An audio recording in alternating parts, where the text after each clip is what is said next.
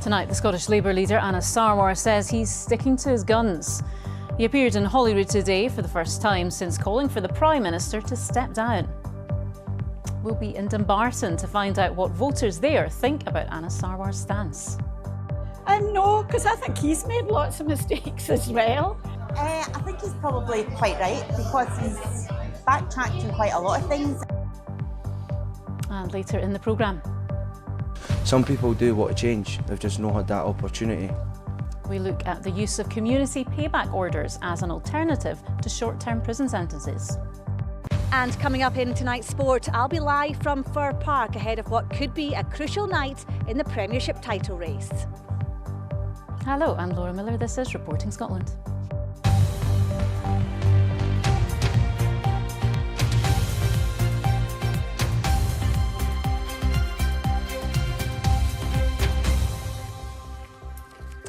"48 hours after calling for the Prime Minister to stand down, the Scottish Labour leader Anna Sarwar has returned to Holyrood and he's sticking to his guns.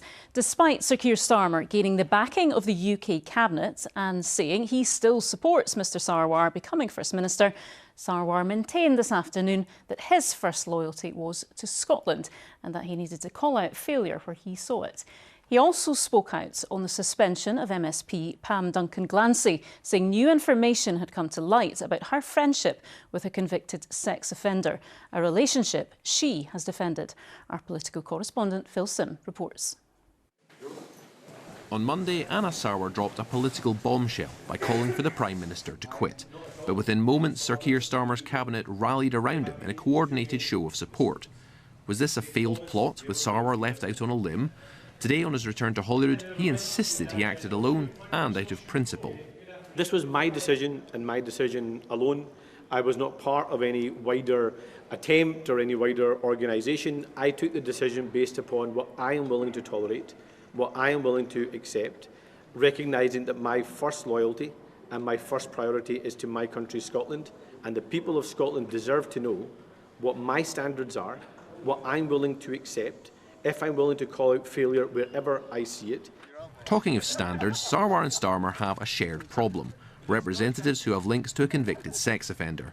Matthew Doyle, formerly the Prime Minister's communications chief, has been given a peerage despite headlines about his past association with Sean Morton, a former Scottish Labour councillor in Murray who's convicted of possessing indecent images of children in 2017.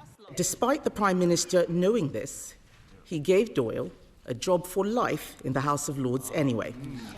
Why? Prime Minister. Mr Speaker, Matthew Doyle did not give a full account of his actions. And on Monday, I promised my party and my country there would be change. And yesterday, I removed the whip from Matthew Doyle. Pam Duncan-Glancy, pictured here with Morton before his conviction, was sacked from Scottish Labour's front bench at Holyrood in December after admitting she had maintained her friendship with him. Last night, like Doyle, she had the whip removed. Now that we have an investigation, when new information has come to light, in light of that investigation, the whip has been withdrawn. That is a clear, different approach and different stance that I take here in Scotland because I am not willing to tolerate action like that. Today, Pam Duncan-Glancy said she was deeply disappointed to have the whip suspended. She said Morton had grown up with her and was to all intents and purposes family, and that their relationship had never affected her work. She said his crimes had rightly been dealt with by the justice system and that she had never condoned them, but that he remained someone who needed support, which she and her family had provided. It's a reminder that for all the grand political strategies leaders might plan, they can always be derailed by events. And that's something at least that Anna Sarwar and Keir Starmer can agree on. Phil Sim, Reporting Scotland. Well, we've seen how the Labour Party divide is playing out in the corridors of power. But with less than 3 months to go until Scotland goes to the polls, how is it playing out with the voting public? Well, Dumbarton is the only Scottish Parliament constituency that's been held continuously by Labour since Holyrood was founded in 1999. Its MSP is a familiar face, Labour's deputy leader, Jackie Baillie, who's held the seat since the very start. Labour's stranglehold on Dumbarton has made it the SNP's #1 target. Here's how the votes fell at the last Holyrood election in 2021. That's translated that Labour lead to a lead of just under 1,500 votes. After the explosive events of this week, our political correspondent Andrew Kerr has been to the constituency to see whether people's loyalties still lie with Scottish Labour. Between a rock and a hard place. That's how one Dumbarton resident describes Anna Sarwar's political predicament. This has been a monumental week for Scottish Labour. Anna Sarwar has taken a big gamble. He's gone for broke. He's now hoping to stand free to be his own man as he meets the voters on the doorsteps. Dumbarton Rock towers over the town, a place of ancient history, but like other centres, now rather fading. The defence industry is said to support many jobs, but people say traditional shipbuildings now marooned in a museum. There's nothing in Dumbarton now. I can't think of a decent place that employs 200 or 300 people. No, just need to look at it. Labour loyalty remains their support for the Prime Minister, despite what Anna Sarwar says. I think he's got a lot to answer for himself. I think Keir Starmer's doing no bad job. I think he's doing all right. Traditional backing seems to run deep. Just always voted them. They've always been. I thought they've always been better than Conservatives. That's all. The scent of lunch is in the air. In a nearby cafe, there's support for Sarwar. I think he's probably quite right because he's backtracked on quite a lot of things, and this latest thing about Mandelson, that's a shocker, an absolute shocker. It probably is a good shout. Obviously, he's not a very supported Prime Minister, like many before him, I suppose. And it's just one scandal after another with these guys. He can step down all he wants, but who's going to fill that void? But Janet here doesn't support Sarwar's call for the Prime Minister to quit. No, because I think he's made lots of mistakes as well. So let's just try and get together. We need to work together, and I do think we need to agree to disagree in a lot of things. On the face of it, for now, Labour are trying to smooth things over, agreeing to disagree. But it's voters such as here in their fortress of Dumbarton who will decide if the party deserves support. Andrew Kerr, reporting Scotland. Well, let's pick that up with our political editor, Glenn Campbell, who's at Holyrood for us tonight. Glenn, Andrew touched on it there, but is this standoff between Sarwar and Starmer really sustainable for another 3 months until the election? Well, it's certainly going to be really awkward, especially when the Prime Minister chooses to campaign in Scotland. But Anna Sarwar is standing by the position that he has taken, partly because he thinks it's more honest and partly because he thinks it's more in line with public opinion on Keir Starmer's leadership. There are, of course, plenty in Labour at Westminster who also think he needs to move on. But MPs and MSPs are working to different timescales. Westminster politicians are not due up for election for another 3 years. Politicians here only have 3 months. And it's in those circumstances that Anna Sarwar felt that to do nothing was not an option, and that maybe, just maybe, doing something as big and bold as he has might shift the political dial, which suggests that Labour is trailing heavily behind the SNP ahead of the Holyrood vote. And Glenn, both leaders have found themselves embroiled in controversy relating to a convicted sex offender, Sean Morton, a former councillor. Is that likely to cut through with voters? I think it potentially will have cut through. Paedophiles and politicians having connections is not a recipe for political success. I think it is toxic for politics, in this case toxic for Labour both at Holyrood and Westminster. Incidentally, the party has not said what new information came forward to result in Pam Duncan-Glancy being suspended from the Labour group here, and similarly it has not been explained what Matthew Doyle, Lord Doyle, may have held back, which has led to his suspension from the House of Lords. OK, Glenn at Holyrood, thank you. Now, with Scotland's prisons over capacity, despite repeated efforts to reduce the number of inmates, are community payback orders a viable alternative? The Scottish Government says that punishing offenders with unpaid work decreases the risk of reoffending. Our Home Affairs correspondent David Cowan has been speaking to one repeat offender about his experience of giving back rather than serving time. This 25-year-old repeat offender was in the Last Chance saloon when a sheriff gave him his 6th community payback order. For Josh, convicted of offences involving violence and drugs, jail was a real possibility. Instead, the judge ordered him to carry out 300 hours of unpaid work, the maximum possible, because he's in recovery from addiction. What do you think would have happened if you'd gone to prison in terms of your addiction, in terms of your life? I wouldn't be where I am today. I would probably still be out there in the madness and causing bother that I shouldn't, that I now know through community service there's a different way to live. Some people do want to change, they've just not had that opportunity given to them. The key to your successful story is that you were given treatment for your addiction. Yep. And you're now clean. Yep, that's helped me massively. If I didn't do treatment, I wouldn't be standing here doing this. Last year, 16,500 community payback orders were handed out, 71% were completed.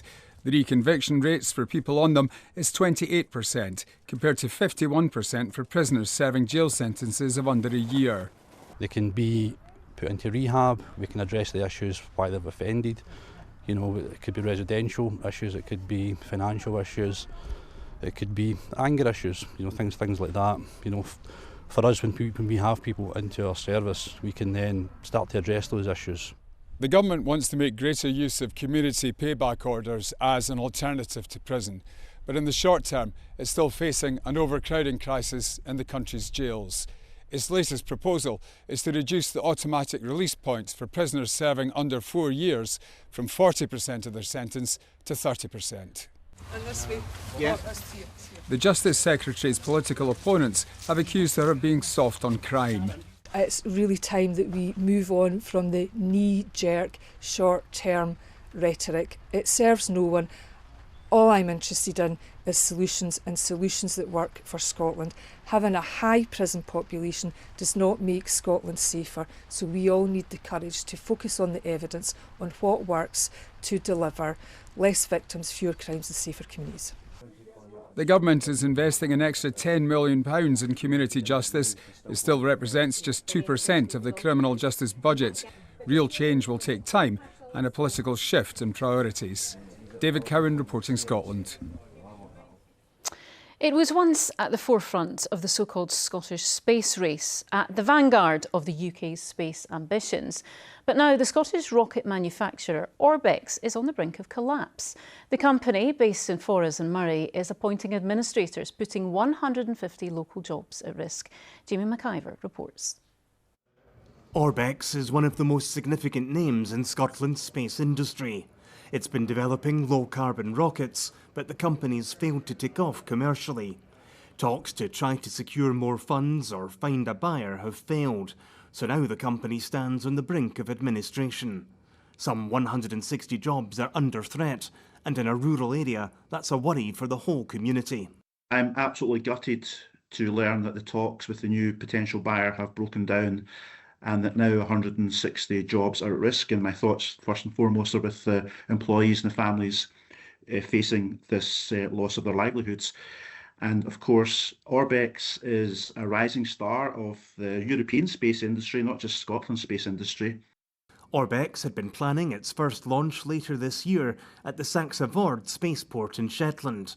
Recently, it pulled out of another site in Sutherland. The company's rockets would be relatively small and comparatively low in cost, a way to launch satellites commercially.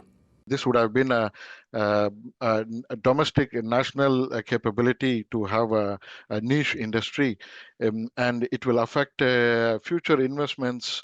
Future investments in especially the launch vehicle. Orbex is just one player in a hugely competitive international market, one Scotland has many skills in. For example, development of communication systems, avionics systems, other engine systems, hardware, and manufacturing of this niche equipment. Orbeck says it will continue to operate for now, but this is an anxious time for its staff, the local community and the wider space industry. Jamie McIver, reporting Scotland. Now, on tonight's news at 7 over on the BBC Scotland channel, Fiona Stalker hears from the farmer tasked with looking after the animal formerly known as Britain's loneliest sheep. The ewe, also called Fiona, now has company in the form of twins she gave birth to this week. Heavy ewes like her are quite susceptible to getting something called twin lamb disease, which can be very dangerous for them. So we need to keep her energy levels up, her calories up, and make sure that she had enough energy and food going in that she can grow these babies happy and healthily. And she looks like she's done a great job, doesn't she? Well, from a lonely sheep to a seemingly burgeoning goat population, a Scottish parliamentary committee has closed a petition calling for protective status for wild goats amid plans to cull the animals on the land in the south of Scotland. Landowners Oxygen Conservation, who manage part of Langham Moor, straddling the borders in Dumfries and Galloway, say that goat numbers must be managed to progress their rewilding plans for the area. Unhappy locals and wild goat enthusiasts voiced their opposition to no avail, as our political correspondent Kirsten Campbell reports. Wild goats have wandered the hills of Langham Moor for hundreds, some say thousands of years, but they're under threat. Landowners have begun a cull to control their numbers.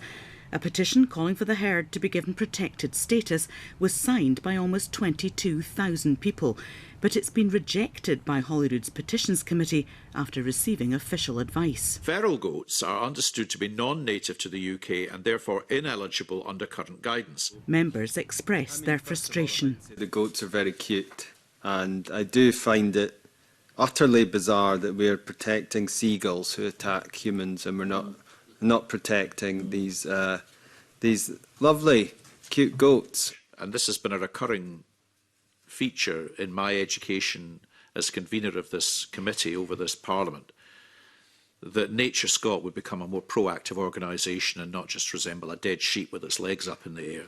Campaigners feel let down. They took the decision to close the petition without any recommendations, which was bitterly disappointing. We felt that at least there were some recommendations that they could make, despite all the constraints they had. I mean, they were there to, look at the facts, look at the science and come up with a sensible ruling, and I'm afraid they failed. The petitioners say they'll try again after the election and hope the next Parliament will at least consider some safeguards to protect the Borders goats. Kirsten Campbell, reporting Scotland, Holyrood. Well, Sheila is out at Fir Park for us for the sport tonight, and the Premiership is hotting up, Sheila.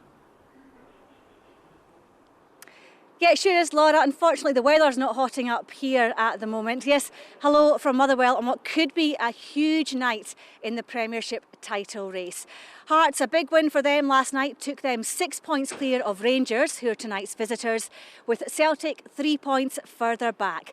But Motherwell are pretty formidable here at the moment, and they'll be looking to put pressure on the top three. The target is to win on Wednesday. That's the target.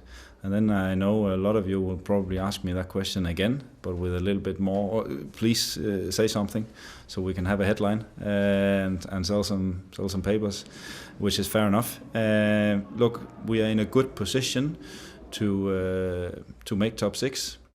We know what we expect in this game, and for us it's the next big challenge on a tough place. I think in the last couple of weeks we were always ready for this challenge, and we took always good results from these big games, and tomorrow is the next step.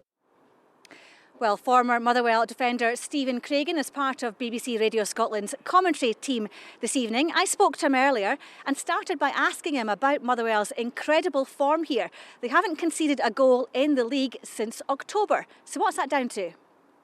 When they lose the ball, they get behind very quickly. They're very well organised, they're very disciplined, but they're good with the ball. They spend so much time with the ball, it's hard for the opposition to get the ball off them. So this is the place they enjoy playing at. Tonight's going to be a big challenge for them, but I'm sure from their perspective they'll want that to continue. Yeah, the manager said yesterday he wouldn't be drawn on their targets for the season. What do you expect from them?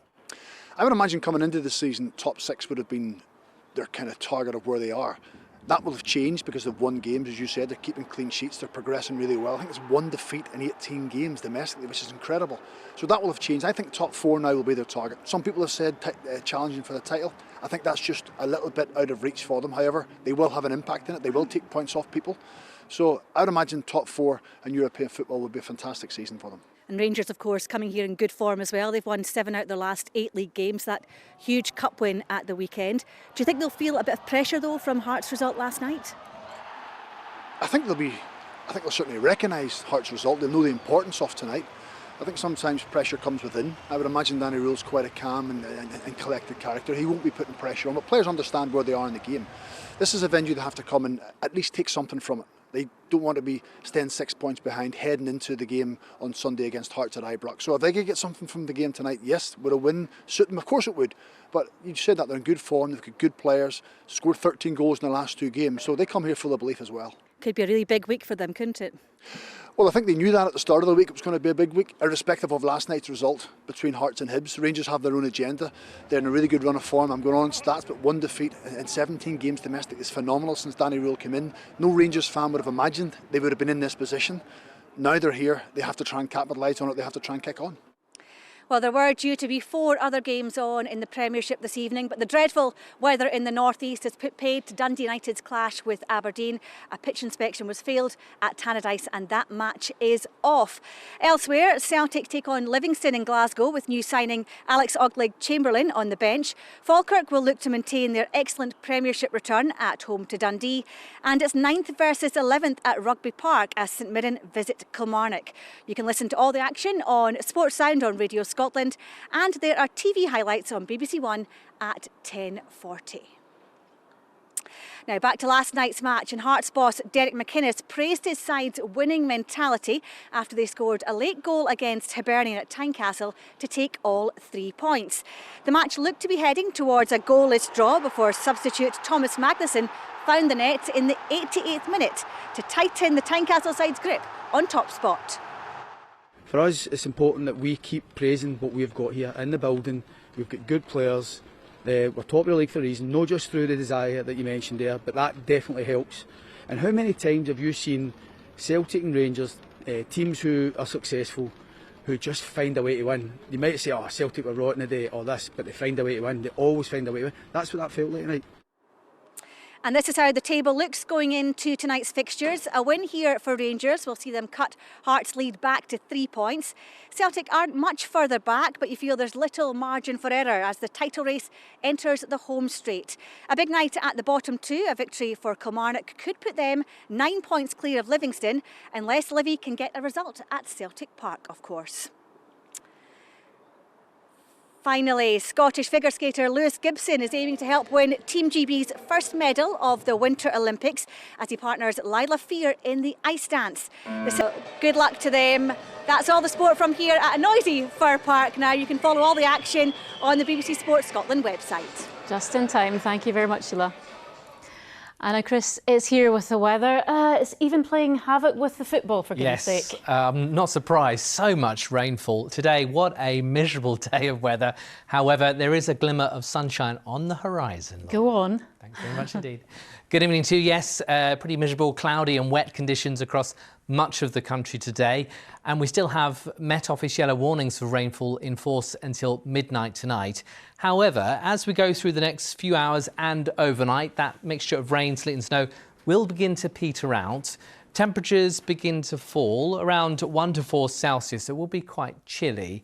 And tomorrow, we've got a day of transition. Low pressure pulling away towards the near continent and the northeasterly winds digging in, bringing colder air and drier weather. However, it won't happen straight away. For many, it's still a cold, grey, cloudy day with outbreaks of rain, sleet and snow, and it will feel quite chilly. Let's take a look mid-afternoon. You can see temperature-wise around about 5 or 6 Celsius on the thermometer, probably feeling colder than that if you catch some of that wet weather or if you're in the breeze. There will be a little bit of sunshine across the Northwest Highlands in towards Skye and the Hebrides, the Northern Isles too, but with it a few wintry showers arriving. And then tomorrow evening and tomorrow night, the cold air digs in further and there is a countrywide Met Office yellow warning for snow showers and ice. Now, most of those snow showers likely across the north and the east, but we could see some accumulations right down to low levels. Overnight, as the temperature falls, there will be a widespread risk of ice. However, looking at Friday, it's a much brighter day. Some sunshine for a good number of us, and there will be those snow showers still with us, chiefly in the north and the east. Despite the sunshine, it will be feeling cold, temperatures 4 to 6 Celsius. And that takes us to the first half of the weekend. Saturday, a fine start, a cold start, frosty and icy.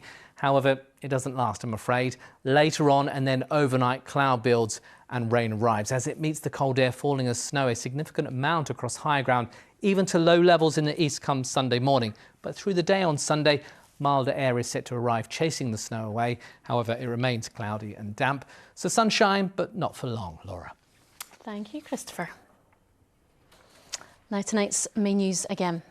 And the Scottish Labour leader Anna Sarwar says he's sticking to his guns. He appeared in Holyrood today for the first time since calling for the Prime Minister to step down. The Justice Secretary has rejected claims she's soft on crime after proposing that some criminals should only serve 30% of their prison sentences. And a Scottish company carrying high hopes for the UK's space industry goes into administration, putting 150 jobs at risk. And that is Reporting Scotland for now. The late news is 10:30. Until then, enjoy your evening. Good night.